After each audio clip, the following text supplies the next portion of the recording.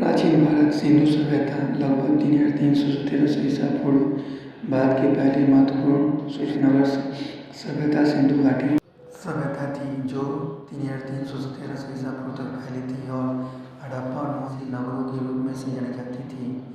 वैदिक काल लगभग 1500 से 500 ईसा पूर्व। वैदिक काल में आर्यों को आगमन, ऋग्वेद, यजुर्वेद, सामवेद और अर्थवेद जैसी प्रमुख ग्रंथों वाली रचना की गई थी, जो कि उस समय के सामाजिक आर्थिक परिवेश का सूचक है।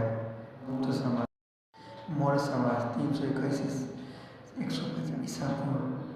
मौर्य साम्राज्य की स्थापना 321 ईसा पूर्व में चंद्रगुप्त मौर्य ने की, जिसने पाटलिपुत्र से अपने साम्राज्य का संचालन किया और भारतीय उपमहाद्वीप में अधिकांश भाग में निरंतर स्थापित किया। सम्राट अशोक ने काली युग 261 ईसा पूर्व के बाद बौद्ध धर्म आज्ञाकार और धर्म शासन लागू किया, जिससे शांति और धर्म समस्या का संदर्भ फैला।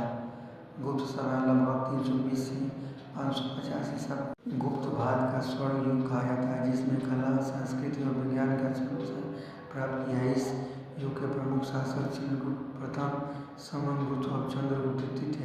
मध्यकालीन भारत, क्षेत्रीय राज्य। मौर्य गुप्त पतन के बाद विभिन्न राजपूत और दक्षिणी राजाओं की युगोत्तर तक शासन किया, जिसमें चोल, पांडव, चालुक्य और राजपूत राजवंश प्रमुख थे। मुगल साम्राज्य 1526 से 1857। मुगल साम्राज्य के शुरुआत बाबर ने 1526 में पानीपत की युद्ध प्रथम लड़ाई जीतकर की।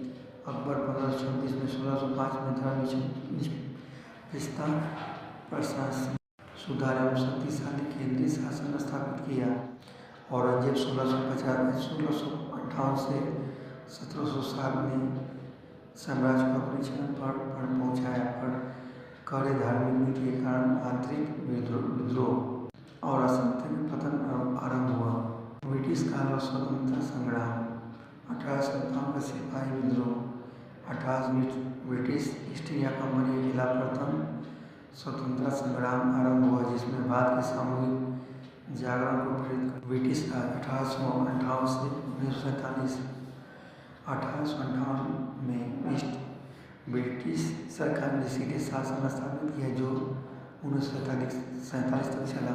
स्वतंत्रता और राष्ट्र आज़ादी। भारतीय राष्ट्रीय कांग्रेस का स्थापना 1885 में हुआ। असहयोग आंदोलन और अज्ञेय आंदोलन के पश्चात 15 अगस्त 1947 को भारत स्वतंत्र हुआ। आधुनिक गणराज्य भारत। विधान और गणतंत्र। संविधान सभा ने संविधान 26 नवंबर 1949 को अंगीकार किया, जो 26 जनवरी 1950 को लागू हुआ और भारत एक संप्रभुत्व रहा। भारतीय संसदीय लोकतंत्र विश्व सबसे बड़ा लोकतंत्र माना जाता है। आर्थिक उदारीकरण 1991 के बाद 1991 गंभीर भुगतान संकट के बाद आर्थिक उदारीकरण एलपीजी सुधार के लागू किया, जिसमें विदेशी नीति बढ़ा और निजी क्षेत्र में स्वतंत्रता मिली।